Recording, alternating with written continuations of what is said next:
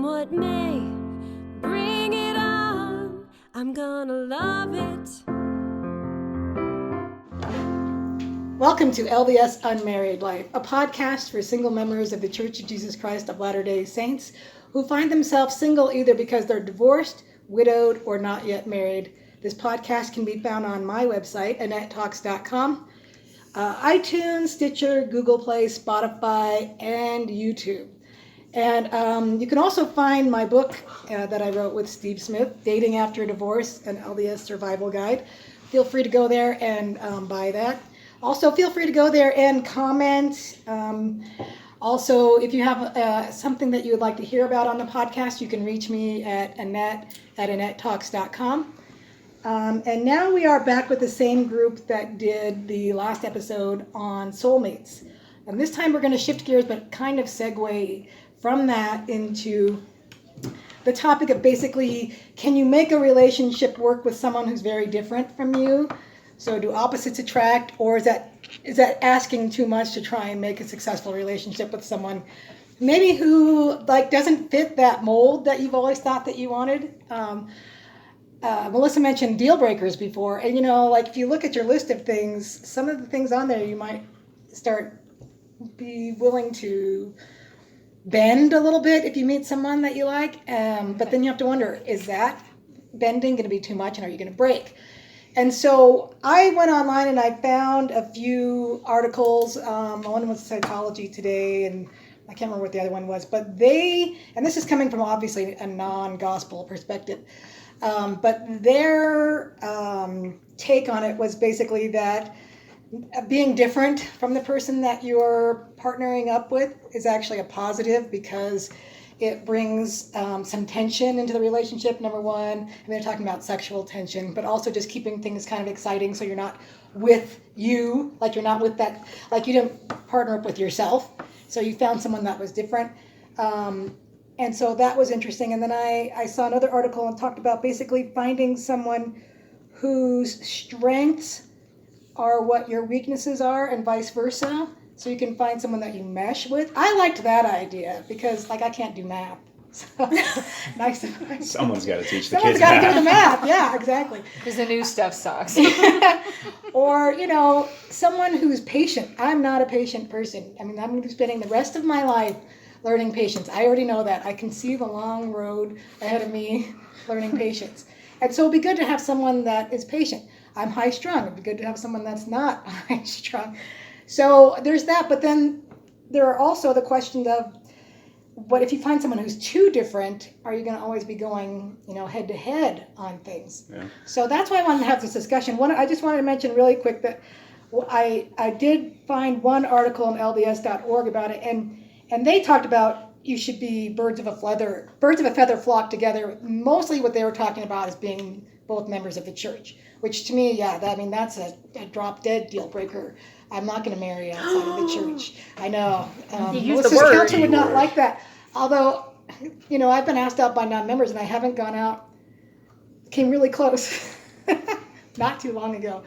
But then got into a relationship and didn't. So, but that's one of those things that I wouldn't go there anyway. So we're just going to assume that you're both members of the church and that everything else is on the table as far as being too different. So, Jocelyn? One of the things that came to mind, I have a friend who has had very similar life experiences to me. And when we first met, there was assumptions that I made about her based on the fact that these were values and things that I had. I think you can be really different, but you have to have the same core values. That has to be what is important to you. As far as for me, I am all about honesty and I don't care what anybody else thinks. But there are people who really care deeply about what other people think. And that really bothers them. So, and then it's not that they're not honest, it's that they're very private. And if you're going to judge me, I do it quick so that I'm not invested before, so I'll put it all out there. But there are other people who are oh no, you can't do that. Or, so there's different values that we have. And I think those are the things that can really mess up a marriage. But if you have the same core values as far as this is who we are and this is where we're going, maybe you are, I'm trying to think of a good analogy, but how you get there, it's kind of what you said. If you have two totally different ways of approaching the same problem, that's awesome. That's great. That's just strength.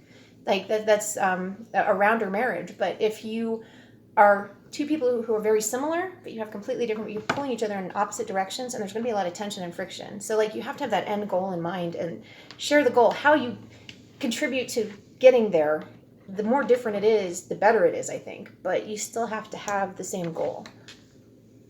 I think those core values are very important. But I do think, in addition to that, I think you need to have some key ways of, and maybe this stems from core values.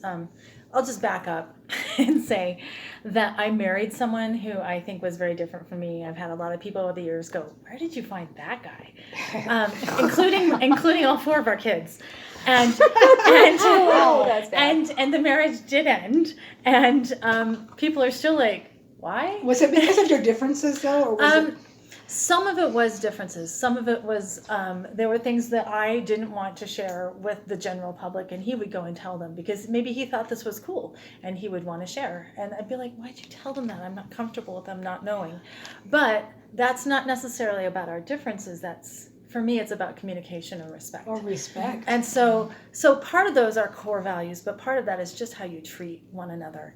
And I think for us, because I've thought about this a lot, because anytime you go through a relationship that fails, whether it's a marriage or not, you kind of go, what went wrong here? Is it me? Is it him? Is it both of us? What?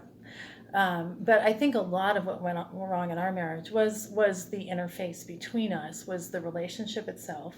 Did I get offended and kind of get all, no one saw the face I made. Yeah, we can't see your facial expressions. But was I offended, and did I kind of turn my back down on him and shut down? Some of that was mine. Did he justify his behavior? Certainly he did. And so we kind of had some I guess maybe it was kind of a standoff where I thought I was right, he thought he was right, and we didn't really address the problem. So you're saying communication, regardless, is really key. I think honestly, those things could have come up had he been more like me. And I think had he been himself and had I been myself, and had we approached some of our differences differently, and we didn't have those tools. I mean, he came from a family where his parents were divorced by the time he was 3, and he lived primarily with his mom, and she never remarried, so he didn't grow up in a married household. I grew up in a married household where it was just, I would say, a substandard marriage. So we didn't have a lot of good examples to follow. So I don't think it was the differences. I think it was the similarities in a way. Oh, that's a possibility. I was saying, because one of the toxic similarities. I was thinking about good that ones. because they're saying birds of a feather, and I'm thinking, knowing what I know is because my parents are divorced and my dad's been married. Sorry, Dad, you know this 5 times. Does your dad listen to this? I doubt it. Yeah.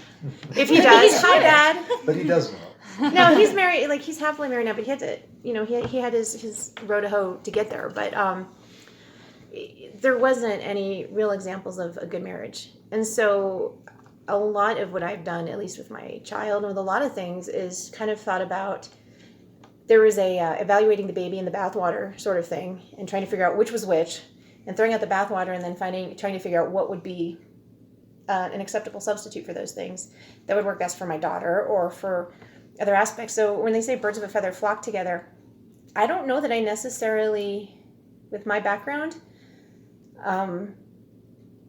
if it would be great if it was somebody who was just like me, because then there are certain things that I just don't know how to do because I've never seen it done.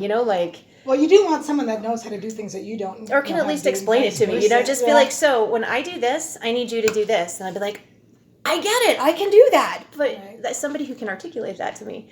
Well, let me make it easier. You're not going to find anybody just like you, especially thank at goodness, this right? stage of life. The world does not need two Joselyns. It's physically impossible. Yeah. So what you have to do is look at the similarities, look at the differences, evaluate it for yourself, and see what makes sense to you. Mm-hmm. Because I've seen little things in my partner that I didn't think were big deals that turned out to be huge deals.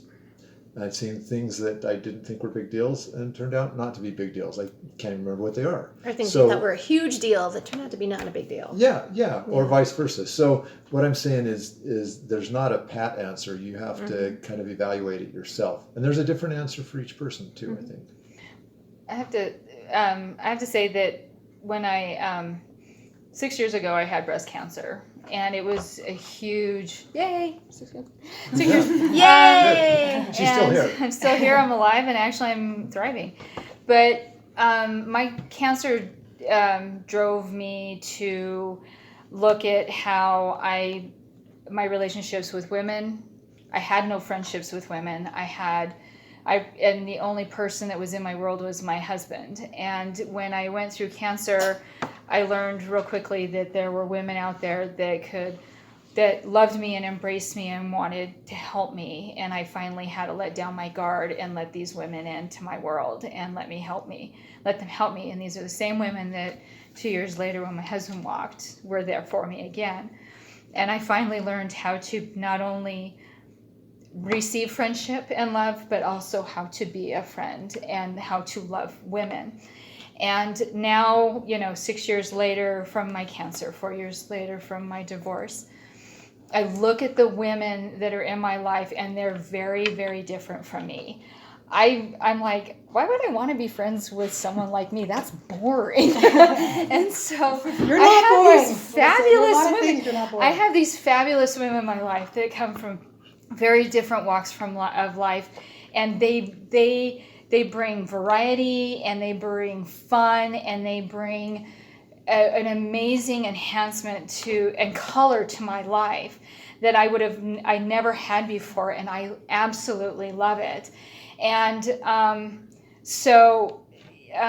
for me, it's almost like the whole, let's toss the salad, nice big tossed salad with lots of variety in there. Viva la difference. And for me, I learned too that when it came to, I've been married twice. I had a very short marriage when I was very, very young, and then married the man of the father of my children.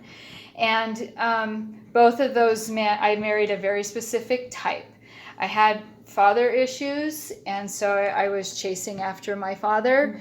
I was trying to find my father, and things like that. And so for me, a really good friend of mine talks about the monkey circle. And I don't know if you ever just Google search monkey circle, they'll give you the research. And it's about how chimpanzees. It's really funny.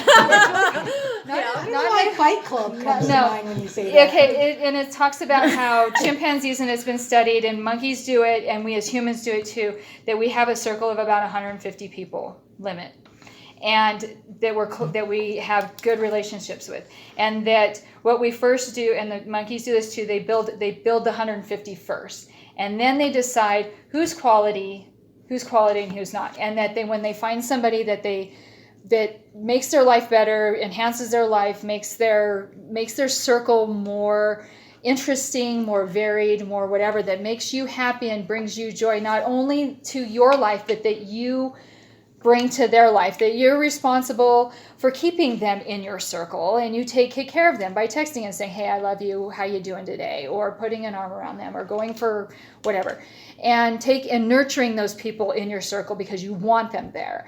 And I just I have found that I'm still building mine, but I'm being very, very careful. But I just love that. And so hopefully in, meeting, and so now I'm kind of trying out these little baby wings that I have, and trying to have making very good friendships with men that aren't strange or weird, no more dad problem, no more struggling or fighting or personality conflicts or anything like that. And just right now I'm just trying to build my monkey circle with lots of good friends and lots of people that, just really, not only that, I that bring something really fun to my life, but that I can also bring to theirs as just really great friends. And so it's been fascinating. So for me, I would rather have an opposite. I crave having people much more different from me than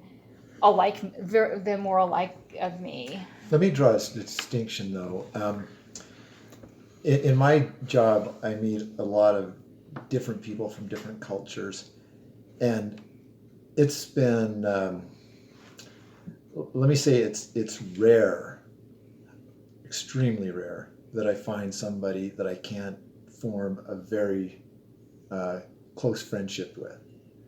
And that's not like, I don't know, I consider full-rounded friends, like friends that I've known since I was in elementary school, that are just hit every aspect of friendship, right?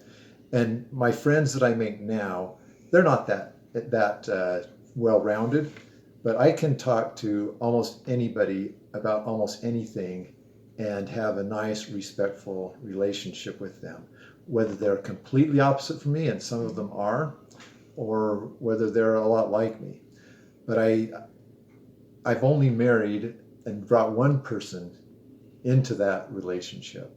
So to me, a friendship relationship, while it can build into another relationship like that, I see them a bit distinctly. And I think I can't marry somebody who's not my friend, but it's more of a prerequisite, and the pool is extremely large, including a lot of men, and I don't tend to marry anyone.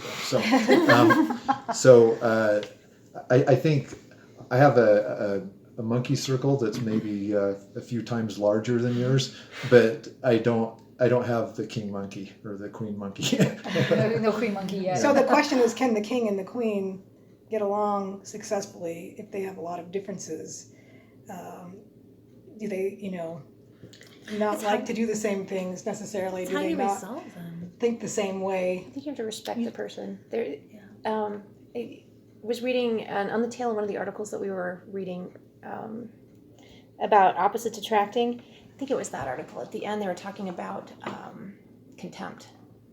And if the thing that the person does that is different from you is something that you have contempt for, and you are constant, like, first of all, if you even feel it, if you're not able to respect them, even though they're different, that is going to be a huge problem, because they pick up on that. Like, even if you're trying to not show contempt, it's still there. It's still coloring and influencing how you're interacting with them, and they're going to feel that. I think a lot of times when you see couples break up and they're like, well, I don't even know why she left, or she's like, I don't even know why he left, or why, but you hear them talking about each other and you're like, I know why they left. Right? Like, and it's because there's this contempt, and it has saturated them. So, like, how they deal with that person to such a degree, they don't even realize it's there. So I think you can have lots of differences, but if there's an aspect that you really have contempt for and that you can't get over and you can't respect that person, that's going to be a problem. And I feel like those people typically will drop out of your monkey circle if it's really that toxic of that relationship or whatever. You're not going to keep them in there. Not but I think it that is. Way. That's true. There are people who aren't in my monkey circle. And there are people that bring it out of each other that are otherwise. Maybe we should call the podcast the Monkey Circle episode. I've seen like people that are great and they get together and they're terrible for each other, and they're like, and then they separate and then they're great again, and they go on to have successful relationships with other people. So it's not necessarily a toxic thing. Sometimes you just bring out the worst in people. It's funny because I'm a terrible matchmaker. Like, I'll see people and think, oh yeah, those two. Oh yeah, those two. Never. And then I see people together like, how did that happen? What? I don't understand that. Don't you think will like me? That's what I need to know. Yeah, let me look around. Someone I think would totally be bad for you. If you think they'll hate me, let me know. Exactly. So it's almost like a mystery to me, I almost feel like maybe it's just because I don't know myself well enough to know who would be good for me. And that's one of the reasons why I do episodes like this, because that's why when I say the arranged marriage thing, because it almost feels like a mystery to me. Because sometimes I'm attracted to people that I'm surprised that I'm attracted to, or there's someone I think I should be attracted to that I'm not, and I wonder what. They talk about that. It's like getting yourself into the deal breakers. It's the familiarity thing, right? It's like what you grew up with, what you know. So there are people that you're attracted to, and it's because they remind you of something. There's it's the devil you know, so to speak. Mm-hmm. In some instances, like if you didn't have a great. And so I think when that happens, you have to be able to recognize that. I call that, you've heard me say this before, broken picker. Mm-hmm. Some of us are immediately attracted to something that's bad for us. And it's because that is like that's what's been, like, we've been programmed to do. And if you recognize that about yourself, and you can say, I'm immediately attracted to you, that means this will probably be a train wreck. Moving on. So. Well, yes, I mean, I can look back on my marriage and see what it was, maybe that why I married him, and what the reason behind the marriage, and what I learned from it, and why it failed. And I know I won't do that again. I learned that lesson to the core of myself. And you won't be that again either. Yeah, I will not be repeating that mistake again, because I've learned that there were daddy issues there as well that are now resolved to the nth degree. But I guess I just want to know if you can get along with someone, if you can be successful with someone, even though it feels like some of their things there are things about that person that you never thought you would. Yeah. Can I love a Democrat? Let's get down to it. Can I like someone who likes to do different things than I do? I mean, have any of you had this? I feel like there needs to be a lot of similarity, or at least a lot of compromise and acceptance of those differences. Excuse me. I'm trying to swallow and talk at the same time. Doesn't work very well. But I think it's important in our dating choices that we don't just stick with those ones that we're used to doing, because we only know what we know that we've experienced, and there might be a lot out there that we need to know, that if we never take the opportunity to try dating, meeting other people, we never get that other side of things. I think it's great to have somebody in your life that has totally different perspectives than you. You can learn a lot about yourself that way, because you can see yourself the way that you've always seen yourself, and then they notice something different and say, hey, but what about this? And you're like, oh, that is something that I feel like I can improve in my life, and I can be better with that. And without that person's, different mindset, because I've been attracted and interested in ladies that were not members of the church, totally different lifestyle than me, and we were able to hit it off okay with friends. Just with the different lifestyles, there was different things that they wouldn't necessarily want to live the same way that I do, and so that was a little bit of not going to go anywhere as far as our romantic relationship. But as far as having that person be a good friend, I think that's helpful. Drawing them into, because ultimately you're trying to improve yourself enough to the point, building your circle, right, to where when you do meet so that someone that is those people could be in your monkey circle, but maybe not your queen. Right. You can network. And that's just my personal experience. To get past it. Right, and because they may know other people in their sphere, in areas that they've met, that might, be different than them. They would be more willing to, compromise or, live with the, the differences or whatever like that. So I definitely think it's important to have those people where, I feel like, politically, the country is very divided one way or the other, and there's very few people that are willing to talk about, oh yeah, that's okay that you think that's differently than me. You're not a terrible person, and we can still be friends or whatever. And that comes back to the contempt thing too. Right. And so, I have not personally had the experience of having a successful relationship. I won't say it like at all, but with somebody that's very different than me. I think there definitely needs to be some differences, as long as they're not going to eventually drive you apart, instead of helping you draw closer together and learn how to work together or compromise or achieve the common goals that you have to make that relationship successful. Right. No, you're fine. I've dated some people that initially I kind of went, I don't know about this person, but, I'm not doing anything else, and I'm bored, and I'm lonely. The benefit of the doubt date. Do you know what? Honestly, I have found that people that I did not think were attractive initially still maybe had attractive personalities, had things about themselves that were lovable, and they become attractive. They can become attractive. And I there was one guy who I think I got his profile mixed up with someone else's, and I called him basically, and seriously, like about 5 minutes in, I'm like, so I just want to let you know, I read your profile again, and I'm like a couple of your deal breakers, and you're a couple of mine, and I said that word.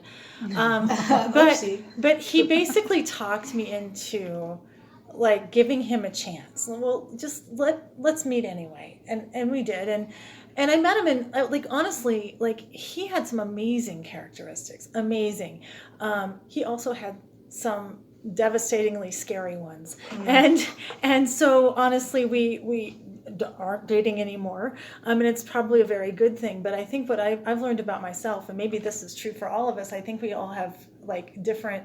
Maybe some of us are comfortable with smaller monkey circles, and some of us are comfortable with ginormous monkey circles. But really, what we should be kind of focusing on, and with dating, it's fine to just go and meet somebody, and your first or second date, They could be anybody. Well, okay, maybe shouldn't be anybody, but at some point there need to be a few things that are maybe I can like someone, maybe I can love someone who's an alcoholic, but should I marry that person? Do I bring that person in? Do I bring that into a situation where I have kids that are still not quite out of the house? I mean, I think for me, it's more about judgment in terms of exercising good judgment as to how close of a relationship do I want to have with this person? Is this going to be an outer monkey circle person, an inner monkey circle person? And sitting right on the edge of the circle. Right. Maybe this person shouldn't be the king monkey. On the periphery. But I'm still kind of gauging, okay, what is my type, quote unquote? What's good for me, what's not good for me? And I'm still learning about that. And it's almost a little scary to be thinking that I can be 48 years old and really not know. No, I'm in the same place. I'm 50 and I'm just figuring stuff out about myself. There's a real quick. What's that? Oh, no, there's like real quick. There's a line from a song that they talk about. It's like, all these views improve with the view that comes with you. So it's like you want somebody who, when you see things through their eyes, it's a better world, right? Like when you can start seeing things through somebody else's eyes. But, if the person's an alcoholic, maybe seeing through their eyes isn't what you want to do. Yeah. Having addiction is different than just being different. But I think the hard part for me, and I'll get to you in just a minute, Melissa, I see your hand. The hard part for me is I think because I know that differences would force me to grow. And so there's a part of me that's like, I don't want to do that. Look, I'm already grown enough. 3 kids, why do I want anything else that's going to stretch me? See, I'm the opposite. I'm like, come on. I get depressed if I'm not growing. So it's, and I feel like right now I'm just banging my head against the wall. I'm like, I know there are things wrong with me. I know there are things wrong with me, but I have no more time. There's no more hours in the day. There are things that I want to do, but I'm washing dishes and, I want to move forward. Well, but I do know that there are a few things that are the non-negotiables, and I know that's not, you're not supposed to say it. But I mean, for me, they've got to be smart, they've got to be funny, they've got to be a good person, they've got to be strong in the church, things like that. And then you start getting into the negotiables after that. So it's just a question of how much can you negotiate. All right, Melissa. I've always thought that personal growth. I think a friend told me this once, that personal growth doesn't put any more cellulite on your thighs and it doesn't make your size any bigger or anything like that. So it's okay to grow in that. It's still hard. But I had this kind of a controversial conversation with some friends not too long ago about, and they're all married, and they asked me if I could ever marry a non-member. And, and it's like, my only cynical answer was kind of, I'd rather be involved with a hot Christian than a lukewarm Mormon. And I don't know yet. I'm just kind of starting to kind of meet people and get to know that. And I'm not sure if that's a thing yet for me. As I meet more men, maybe, and maybe it might not. But I do know that for me personally, I know there's a lot of women out there that need a man, quote unquote, to warm their bench every Sunday. To have that presence and leaving a warm spot in the bench next to you. And placeholder. I don't need my bench warmed. Okay, so we're not talking euphemisms or anything. No. Thank you for clarifying. I want to give you this quote because this is going right to the dating a non-member thing. And I actually came up with a little speech once because I knew this non-member was going to ask me out. And so I went through all of these things in my head that I was going to say. You were all prepared and ready to go. Why I was not going to date a non-member, because I wanted to explain it, because I wanted it to be clear in my mind, because I've never dated a non-member before. And so if I was going to stick to my guns and not doing it, I wanted to give a really good reason. So I had a whole list. But anyway, this is a quote from, I'll just read this paragraph. Okay, and this talks about why we should stay together. As usual in the area of research, they found that sharing your partner's faith is predicted a more stable, secure marriage. A closer look at the data showed that marriages in which both partners were LDS were among the most stable of any religious pairing in the study. However, when one partner was LDS and the other was not, the rate of divorce increased by 27%, placing them among the most at risk of any religious pairing. Is this first marriages? It doesn't say. See, But I did not know that until Yeah. I read that article. It actually increases as a second marriage. Yeah. Overall, second marriage, your odds of Lower divorce tolerance decrease. for like Well, and everything. you know what? I can understand it because we are different from the other religions. It used to be 3-hour church, right? But there's a longer church. There's tithing. Tithing there's is word a of huge wisdom. thing. Yeah. It says There's callings. There are so many things that we Law of do. chastity. What's that? Law of chastity. Yes. that is usually But the once in you're marriage is married, not- that shouldn't but be a right, but before you're married, it's a huge Right. thing. yes, It is. yes, yes. Because guys when want dating, Yeah, when dating, that's a huge thing. Usually, you're not going to get to marriage if they can't like settle on that at the get go. that's usually a deal breaker How many for people everyone. do you know who are non-LDS who are in a committed relationship who aren't living together? Yeah, Yeah. exactly. It doesn't Or Zero. or That's how many I know. aren't sleeping together by the third, fourth, fifth Yeah, date. yeah. Oh, that long, huh? And so, but you can imagine if you're married to someone who's not a member, and at first Right. they might be all cool with you going to church, every Sunday for 2 hours and honoring the Sabbath day. But how long will it be before they're like, well, what's wrong with us going out to dinner? Why can't we go grocery shopping? I mean, it won't take long. Why are you're paying how much of your income in tithing? I mean, I can see why that Yeah, would be I the can most understand difficult that of too. pairing. So those are the kind of things you need to think when you're starting to think about hot Christians versus lukewarm Mormons, because they're not going to be very hot when they're debating with you about why don't you just have a glass of wine with dinner? It's not a big deal. You're going to go ministering now? What's that about? I don't want those people coming over. So I mean, it's a huge difference. I wouldn't reject it out of hand, but like you say, there are a lot of challenges. That And is something that my ex asked me about this once, and I said, "Well, I don't know. It just takes a lot of the guesswork out of the whole equation. It makes it a lot easier. I mean, it severely. I don't know if anybody's done the statistic, but it severely limits your pool, right? Mm-hmm. But Dating that's kind of numbers. what I'm doing is trying to limit the pool, and there are so many obstacles that I have to overcome at this point. Anyways. Anyway, and make so it easier. if those things are to some extent non-negotiable to me, then let's get them out in the front. And if I were to meet somebody who wasn't LDS and they were just like perfect on every other part of the spectrum, with that, then maybe I'd work on her on that. But it's so hard. having gone that route, even if they're perfect, because like there's a whole, like I like to talk about the gospel a lot. I like to talk about, like if there's a calling, if there's something going on, there is a huge cultural aspect there that they're just be like, Well, and we want priesthood in our homes. yeah, that's the other thing is that like I'm not sealed to my daughter because I married a non-member, and that is I want the priesthood in my home. Do you know how awful it is to have to call somebody? Well, you guys probably do, but like when I need a blessing, Yes, I I have do. to call somebody, tick off their wife, right? And it's very rare that there's not a wife who's like standing behind them, like getting like I nasty. was not ticked off. Yeah, I was a but good wife. yeah, but there's a lot of and it's kind of sad too because I'm like, these are beautiful women, they're amazing women. I'm like, what are you? First of all, if he's poachable, I don't want him. Second of all, like please.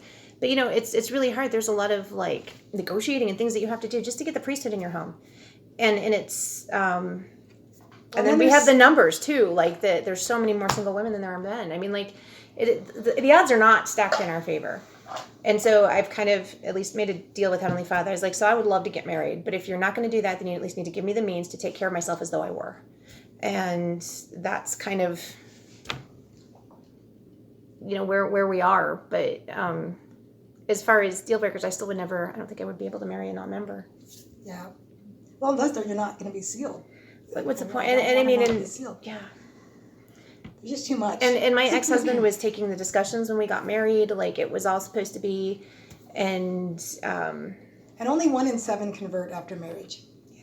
Well, I'm not down for those odds. I think if you went to the temple and you prayed about it and you were doing everything that you needed to do to be living within the bounds of like what we're supposed to be living in the bounds of, as a member, and you went and you got confirmation, then go ahead. I would marry them, understanding that maybe it's not what I'm thinking it's going to be, and maybe they won't convert, but that there was a reason, and it's another take one for the team thing, like Now, if Eve's an higher angel law, came, right? Now, an angel would have to come to me practically. Beat you Probably with a quote stick? Scripture first. Beat you with a stick. And then, yeah. Wings and all, huh? Perform the ceremony before we went back to heaven, and You then got all these guys in the net. Why? But I can see why some women especially would go down that road, because there just aren't that many men out there. First of all, the numbers are way stacked against us. But then the ones that are out there, present company accepted, are not all that. It's the island of broken toys. It's just hard to find a good one. But I believe in miracles. I have seen some people like recently that are just amazing women who've been overlooked over and over and over again, finally get married recently or get engaged, and it makes me so happy. I'm like, right. yes, you go! Like, and I've been seeing a lot of that. Yeah, lately. and they're good. They seem like they're quality guys too, or quality men. So I mean, I think it's out there, but the key is to hang in. And it's going to be a long, tough road. I mean, like, he didn't say it's going to be easy. Maybe this is our own personal, like, wandering in the desert. But I do think that in the end, he'll take care of us. Like, if I've had several instances where I've kind of been left high and dry by priesthood for whatever reason, not kind of following through, whatever. And it is amazing how weird things will happen and money will just, like, appear. Something will happen. The thing that I needed will show up. Heavenly Father always makes up the difference. And it's just that you have to be willing to wait. So back to the opposite thing. It's a great discussion. I just wanted to see if there's any more. I came across someone on Mutual recently that I kind of thought initially, based on, you see a picture and you go, oh, well, nice smile. And, looks like an interesting person. Looks like he might be a good guy. We start talking, and actually turns out there's a lot of differences as well. Okay, let's just say not real active in the church at all. Some other factors as well. And I'm thinking, whoa, wow, this is too bad. And I finally asked him, why are you on Mutual? Because, like, given I know, I don't get that either. Seriously, given the way you feel about the church, not that he's anti-Mormon, but just not necessarly pro either. That's a whole other episode that Clark and I talked about this a lot. Like, why do people that are not active in the church, why are they hanging out in the LDS single scene trying to hook up with people? I have his answer. And he's not living, he would not pass the temple recommended of you. Let's just say that. And he's been honest with me about that. Anyway, I asked him, and he said, well, I know this is going to sound weird, but I don't think anybody who isn't Mormon will understand me. He said, I want someone to listen. I want someone to care about who I really am. And I don't want to just get lip service. I want someone to truly care about me. And I think a Mormon's the only one who will. And I just found that interesting. Is that what is that like a cultural thing? Like we get the culture. He could tell us about. You can take him home to. I dated one guy who was like, he made it clear that he wasn't, but then he's like, well, I can take you home to my parents and you know how to act. But he was hoping that we weren't going to act that way outside of when his parents. Right. But he's like, you know how to be prim and proper. Be prim and proper. Put on your prairie dress and your bonnet when you're with your parents. That's an interesting thought. I wonder if that's part of it. There's you have to be Jack Mormon with me. I think that's what they're looking for. Maybe. Like they both, an appearance think that it just looks good, but in reality, they don't want somebody who's going to rock the boat. I don't know that it's just about appearance, at least with him. I mean, I think what it is, and just based on my small population of friends that I do know who have either left the church in name or in action, they don't ever really stop being fully members. Like they have one or two things that keep or them more away. that keep them away, but there's still a lot where there's still very much. I actually I'm thinking of more and more people now. There's still something where if they were to try to affiliate with members of any one congregation, they still would be LDS. They just don't. There's that thing that they're like, nope, but no. There's that thing that I don't like, and I'm done. But they still identify. So it's an identification, not necessarily a belief system anymore. Maybe it's belief as well, but I think there's something there's enough. It's not that this guy doesn't believe in being honest. It's not that he doesn't believe in. He loves his kids. He loves his kids, and there's so many things, like he could be that I don't know, Pinewood Derby dad. There's so many things where he would line up with being an active LDS member, except for some aspects of his behavior or choices. So people that are listening, if you are one of these people that have left the church or 1 foot in, 1 foot Not out, active. or you know people like that, comment or email me or something at annette@annettetalks.com, because I'm really curious. This is way off topic, but I'm really they want curious to to keep know dating. why it is that people in that situation keep coming back into the LDS dating pool, especially if they're out sleeping around and they want to pull members into that activity with them. I don't understand that, and so I would like to understand And they may that. not all be in that. Wasn't it Yeah. Elder Holland? He said that you can leave the church, You but can't where are leave you it going to alone. go? Well, you can't leave it alone, is what I heard. That I've heard that too, but there That's was one true. where they said, like, where are you going to go? Because there are problems in the church because we're people, we're not perfect. But the bottom line is there's no place else to go because before I joined the church, I had been in many different congregations, and I've spent time inactive. Like I spent 6 years inactive, and the bottom line is that as many problems as there are, we're all people. But I think it comes back to that. You're still Mormon, right? Like you might have a problem with something that happened or a specific, but there's no place else you can go to be Mormon, or to be a member of the Church There of are Jesus Christ of places. Latter-day Saints. There are places. They're kind of I know are. people in some of those places. Yeah. And there are groups like this group, but they just have a different set of values. Yeah. And I've seen there's like, I know what you're talking about, I think.